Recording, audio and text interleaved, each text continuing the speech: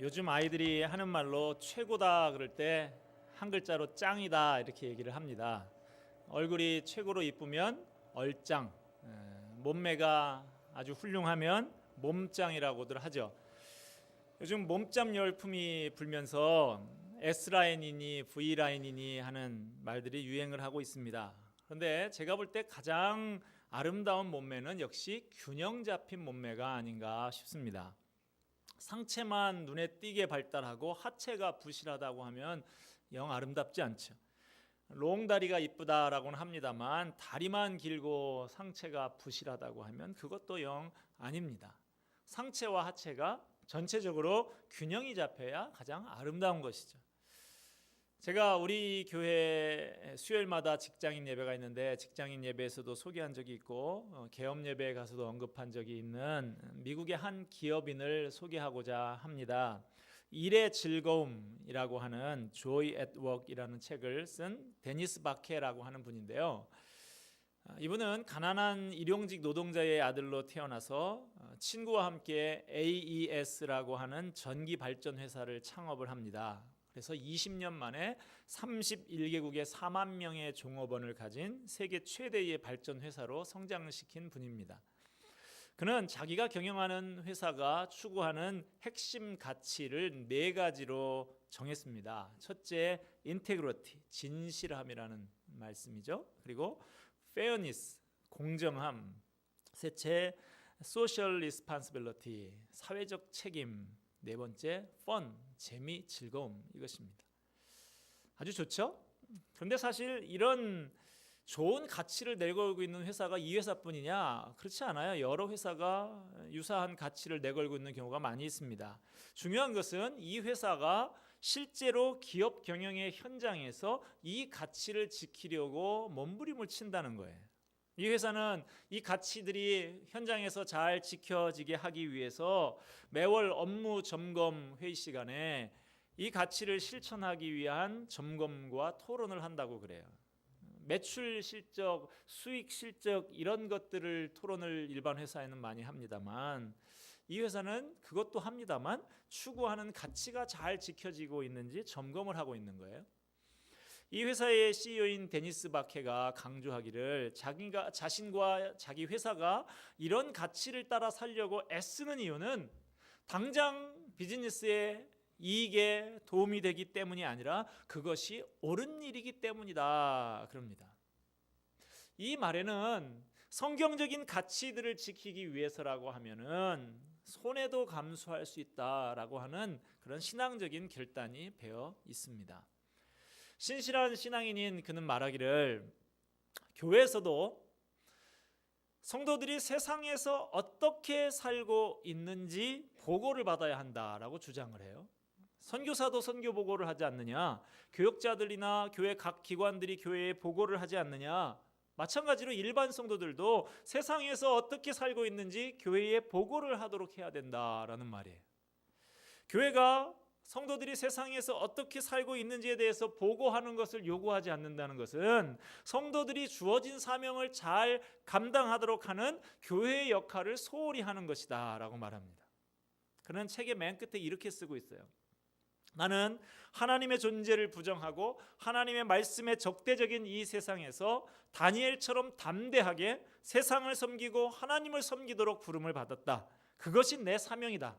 나는 내게 주신 모든 재능과 능력으로 하나님을 영화롭게 해서 하나님의 즐거움에 참여하고 싶다. 지금 신앙서적을 쓴 것도 아닌데 이런 말을 쓰고 있어요. 바로 이것입니다. 이것이 모든 그리스도인들이 가져야 할 삶의 자세인 것이죠. 책 한 권을 더 소개하고자 합니다. 국제 기독교 상공회의소 ICCC의 회장인 군나르 올슨이 쓴 비즈니스 언리미티드라는 책인데요. 한계가 없는 비즈니스 이런 말로 할 수 있겠죠. 그런 이 책에서 기업을 경영할 때 기도를 통한 성령의 역사에 대해서 강조하고 있어요. 그는 자신이 회사를 경영하면서 기도를 통해서 하나님의 초자연적인 간섭을 많이 체험했다고 간증하듯이 이야기하고 있습니다. 공장을 시작을 하는데 이 공장을 깨끗하게 해달라고 기도하고 기계들을 향해서 축복을 했대요. 그랬더니 오랜 기간 동안 기계들의 아무 문제도 발생하지 않는 그런 것을 경험했다. 또 자기 회사 앞에 산이 있는데 산에 아주 가득히 쓸모없는 나무들이 많이 쌓여 있었는데 그거 보고 버려진 나무들이여 일어나 제품이 될지어다 그렇게 선언을 하면서 그렇게 큰 소리로 주님 감사합니다 그러면서 기도를 했는데 주변 사람들이 저 사람 참 이상한 사람이다, 좀 정신이 나간 사람 아닌가 그렇게 하더래요. 그런데 얼마 못 가서 그 기도가 응답이 돼서 그 나무에, 그 버려진 나무, 쓸모없는 나무의 특성에 딱 맞는 제품을 만들어 달라는 주문이 들어오게 되고 그래서 그것을 통해서 많은 이윤을 냈다라는 것이죠. 한 번은 일을 끝내고 비행기를 타야 할 일이 있었는데 너무 피곤해서 하나님 저 다리를 좀 쭉 뻗을 자리가 있었으면 좋겠습니다 하고 기도했더니 갑자기 항공사 직원이 와서 1등석으로 업그레이드를 해주겠다고 그렇게 하는 날마다 그렇게 기도하고 날마다 응답받는 참 즐거운 삶을 살고 있다 그런 이야기를 하는 거예요. 이 사람의 경험담을 들으면 어떻게 보면 좀 미신적으로 들릴 수도 있습니다만은 그러나 그가 얼마나 성령의 능력을 기대하면서 기도하는 삶을 살았는지 알 수가 있습니다. 이 책에 부제목이 붙어 있는데 이렇게 붙어 있어요. 비즈니스에 부어주시는 하나님의 끝없는 축복을 경험하라. 기도와 성령의 능력을 삶의 현장에서 경험하면서 산다. 이거 참 신나는 일이 아닐 수가 없습니다. 제가 방금 소개한 두 분, 둘 다 아주 경건한 그리스도인들입니다. 그러나 두 사람의 강조점이 아주 다르죠. 데니스 바케는 자기의 삶의 현장에서 성경적인 원리를 실천하는 데 초점을 맞추고 있고요. 군나루 올스는 반면에 그 기업의 현장 가운데서 기도를 통해서 성령의 능력을 힘입는 것을 강조하고 있습니다. 여러분 이 두 가지 성경의 가치를 실현하는 것, 또 기도를 통해 성령의 능력을 체험하는 것, 성령과 동행하는 것, 둘 중에 어느 것이 더 중요합니까? 둘 다 중요합니다. 두 가지 모두 다 우리 그리스도인들이 세상을 살아가는데 꼭 필요한 요소들이에요. 만약에 성령의 능력과 인도하심을 무시하고 그저 성경의 가치를 열심히 실천하는 일만 충실하게 하면서 산다고 하면 그 사람은 하나님의 인도하심을 받는 사람이 아니라 그냥 착한 사람에 그치고 말 수가 있어요. 반면에 성령의 능력만 강조하고 성경적인 가치를 실천하는 데는 관심이 없다고 하면 그 사람은 그저 종교적인 신비주의자에 불과한 것이지 세상 속에 파송받은 하나님 나라의 일꾼의 역할을 할 수가 없는 것이죠. 그러므로 성경적인 가치를 실천하는 것, 또 기도하면서 성령과 동행하는 것, 이 두 가지 모두가 우리 그리스도인들의 삶에서 놓치지 말고 균형을 이루면서 살아야 할 것들입니다. 오늘 우리가 읽은 본문의 말씀 요한일서 3장 이 말씀은 우리에게 이 두 가지를 잘 겸비한 균형 잡힌 그리스도인의 모습을 제시해주고 있습니다. 이 사람 22절에 보면 하나님의 계명을 지키고 하나님이 기뻐하시는 것을 행하는 사람이에요.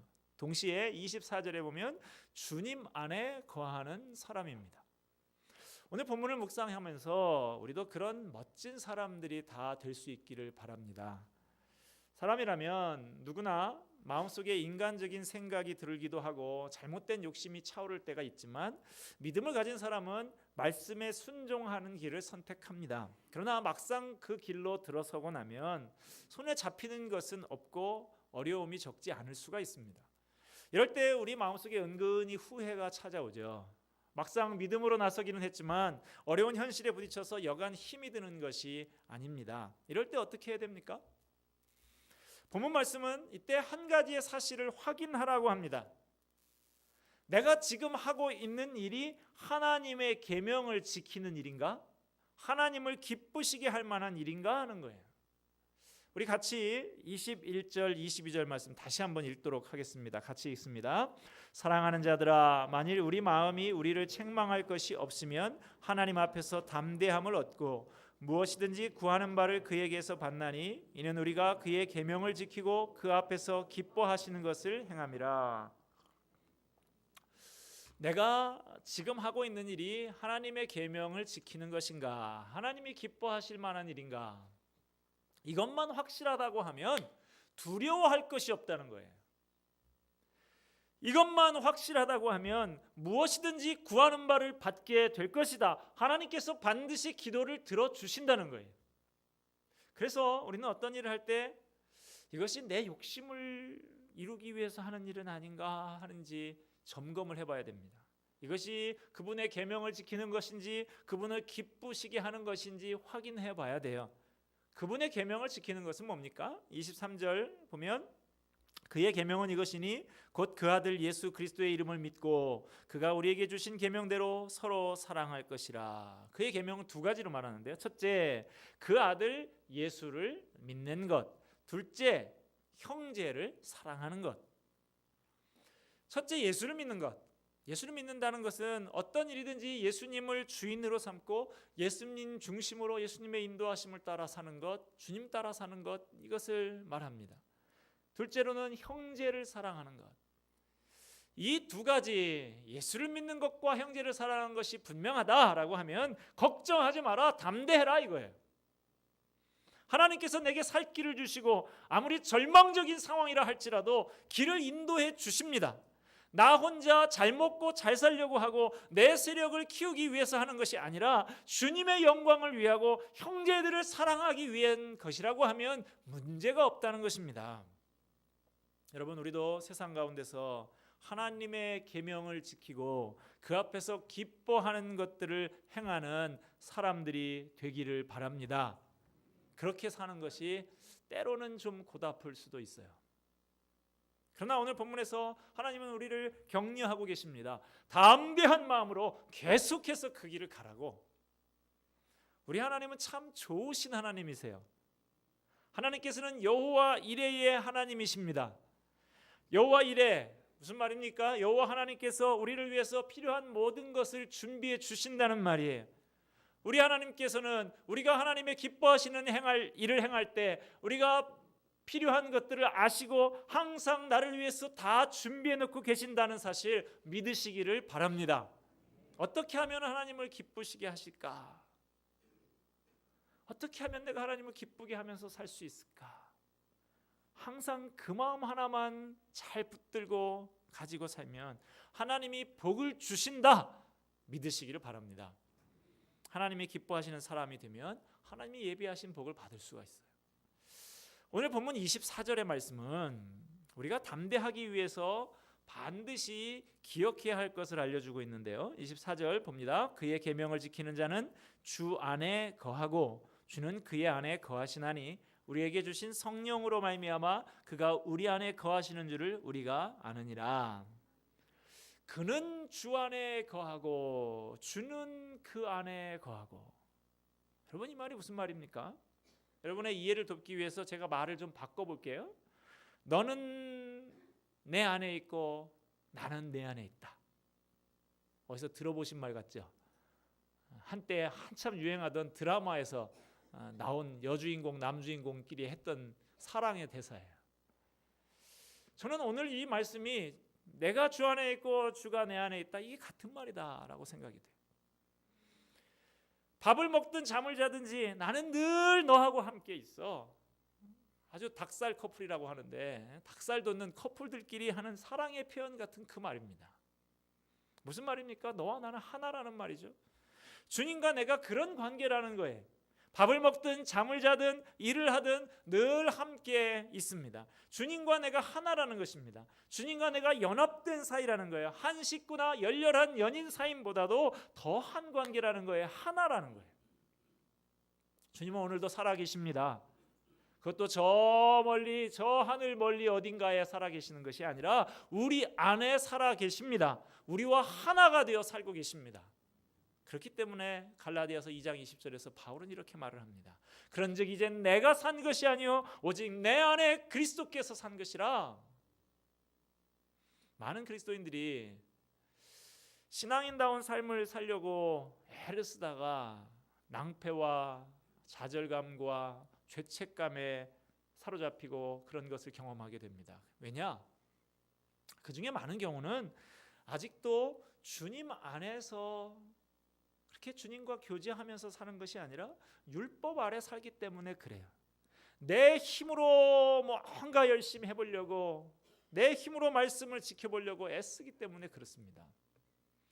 저도 그러한 경험들을 좀 해봤는데요. 제가 군생활을 41개월 군생활을 했는데, 이 군생활을 한 반을 요 수지에 있는 특공부대에서 하고 절반 정도는 저 인천에 있는 예비군 동원 훈련장에서 했습니다. 처음에 제가 이 부대 배치를 받고 갈 때 제 동기들, 믿음의 동기들과 함께 열심히 기도했어요. 사관학교에서 그때 막 기도하면서, 야, 우리가 가서 정말 믿음의 사람의 모습이 이런 것이라는 것을 보여주게 해달라고, 그래서 열심히 의기가 충천해서 그렇게 갔습니다. 가서 열심히 하는 거예요. 소위 FM으로 삽니다. 남들은 야간에 근무를 서도 대충 졸면서 자면서 그렇게 해도 밤 꼬박 새기면서 정식으로 제대로 해요.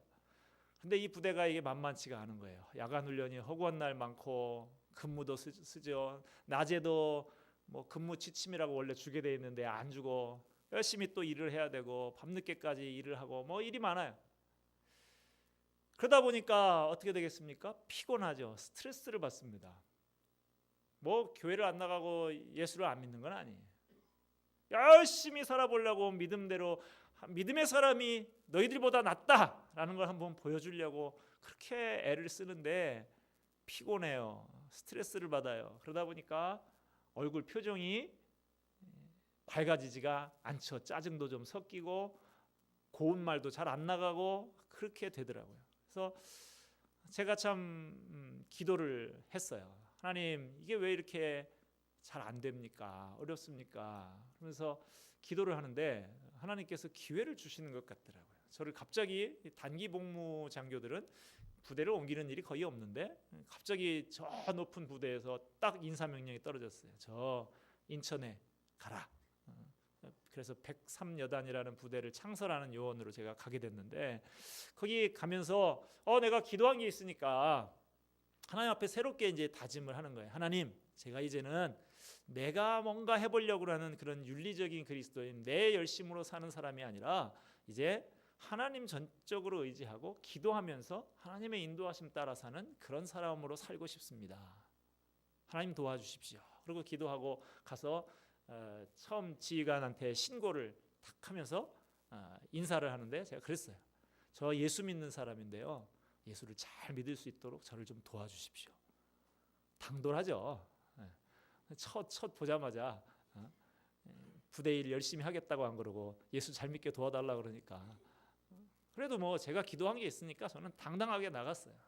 근데 알고 봤더니 이 양반이 뭐 예수를 믿기는커녕 날마다 새벽 2시까지 술 먹고 그러시는 분이에요. 그래서 참 이게 잘 안 되나 그랬더니 웬걸요, 이분이 간부 회의를 딱 주관해가지고, 여기 이 김중이 이 사람 앞으로 토요일 주일 근무 다 빼라.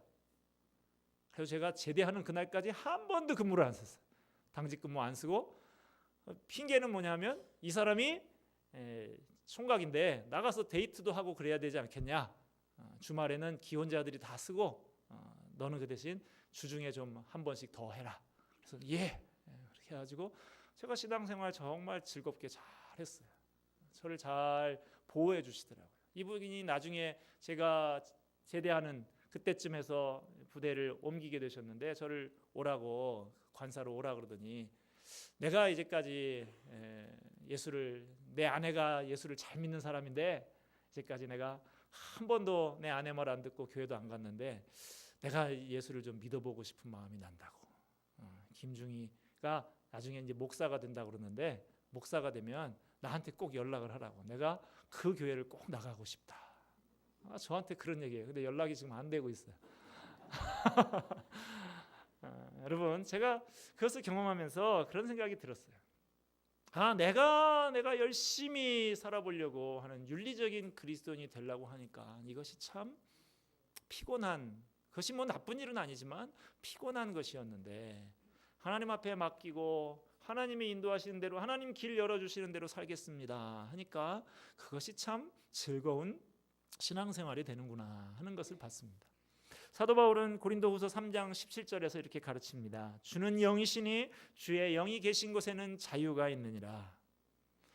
예수님을 내 힘과 내 의지로 따라가려고 모방하려고 그렇게 애를 쓰면 참 힘이 듭니다. 그게 아니라 내 것 다 내려놓고 내 안에 계신 주님을 의지하고 그 주님과 교제하면서 친밀하게 그렇게 살아갈 때 비로소 우리는 참 안식과 평안과 자유를 누리게 됩니다. 여러분, 하나님의 계명을 지키면서 살아야 하지만 그러나 윤리적인 사람, 착한 사람으로만 머물러서는 안 됩니다. 주님 안에 거하는 사람이 되시기를 바랍니다. 성령의 능력을 덧입는 사람이 되세요. 기도의 동역자들이 되십시오. 기도로 돌파하시기를 바랍니다. 제 아내가 저하고 결혼하기 전에 여행사에 근무를 했어요. 그런데 이 회사는 단순히 그냥 여행사도 하고 무역도 하고 하는 그런 회사인데 단순히 그냥 일반 기업이 아니고 선교 단체입니다. 선교 단체가 대표 선교사님이 사장님이고 나머지 모든 직원들이 다 그 선교 단체 회원들이에요. 그래서 자기들이 번 돈 그걸 가지고 자비량해서 주로 일본 선교를 감당하는 그런 선교 단체인데, 근데 뭐 제가 보니까 저하고 이제 교제하는 단계에서 제가 제 아내 그 회사 앞에 가서 이제 기다렸다가 교제도 하고 하면서 이 회사 돌아가는 걸 보니까 별로 선교도 잘 못하는 것 같고 돈도 잘 못 버는 것 같아요. 그래서 제가 그랬어요. 아니 니네 회사는 돈이나 많이 벌든가 그래서 좀 선교비나 팍팍 내든가 아니면 좀 선교를 똑바로 하든가 그러지 이것도 아니고 저것도 아닌 것 같다. 뭐 하는 거냐. 제가 이렇게 농담으로 그런 얘기를 했었는데, 근데 한 번은 그런 얘기가 들려요. 제 하나도 뭐 무슨 악기를 뭐 배운다고 그러고 있어요. 그러니까 뭘 하는 거냐 그랬더니 대표 선교사님이 전 직원이 전부 다 악기 하나씩을 연마를 해서 나중에 얼마 정도 시간이 지나면 우리 회사 전체가 다 오케스트라가 돼서 연주회를 하면서 세계 곳곳을 다니면서 연주하면서 복음을 전할 거라고. 그래서 제가 웃기지 마라. 제가 그랬어요. 무슨 그거 아무나 하는 거 아니라고. 무슨 그렇게 하겠냐. 그랬더니 아니라는 거예요. 전문인들이 아니지만 지금부터 기도하면서 하면 하나님께서 이 비전을 이루어 주실 거다. 그렇게 한다는 거예요. 이게 아멘 그러시는데 저는 그때 믿음이 그렇지 못했어요. 그랬는데 제가 이제 제 아내가 그 전임 사역자의 아내가 따로 일하는 것을 제가 좋아하지 않아서 이제 회사를 그만두고 있는데 이제 연락이 그 분들하고 아직까지 연락이 닿더라고요. 닿는데 하루는 몇 년 전에 저희 집에 초청장이 하나 왔어요. 카드가 왔는데 보니까 오케스트라를 만든 거예요. 이제 10몇 년 지나니까 오케스트라를 만들어서 벌써 한 3개국에 가서 연주회도 하고 했다는 거예요. 그래서 제가 내가 믿음이 적었던가. 이 사람들은 비록 현실은 너무나 돈도 못 버는 선교도 잘 못하는 이런 사람들이었지만 하나님 안에서 비전을 품고 기도했더니 하나님께서 그 꿈을 이루어 주셨구나 하는 걸 제가 보고 좀 부끄러운 마음이 있었습니다. 여러분, 오늘 이 주시는 이 말씀대로 세상 속에서 하나님의 계명을 지키면서 살고 하나님이 기뻐하실 만한 삶을 살려고 있는 힘을 다해서 몸부림치는 사람들이 되어야 합니다. 그러나 거기에만 그치면 좀 부족합니다. 동시에 주님 안에 거하면서 무엇이든지 구하는 바를 받는 성령의 사람이 되셔야 합니다. 하나님이 기뻐하시는 것을 담대히 행하는 저와 여러분 되십시다. 동시에 늘 내 안에 거하시는 주님과 동행하면서 기도의 능력을 체험하는 저와 여러분이 되십시다. 균형 잡힌 그리스도인이 되시길 바랍니다. 내 삶의 말씀과 기도가 균형이 잡히고 성경적인 가치를 실천하는 것과 성령의 능력을 덧입는 것이 균형이 잡힌 참 멋진 그리스도인이 되시기를 바랍니다. 얼굴이 잘난 얼짱이 아니라 몸매가 잘 균형 잡힌 몸짱이 아니라 멋진 믿음을 가진 균형 잡힌 믿음을 가진 신짱 그리스도인이 다 되시기를 주님의 이름으로 축원드립니다. 기도하겠습니다.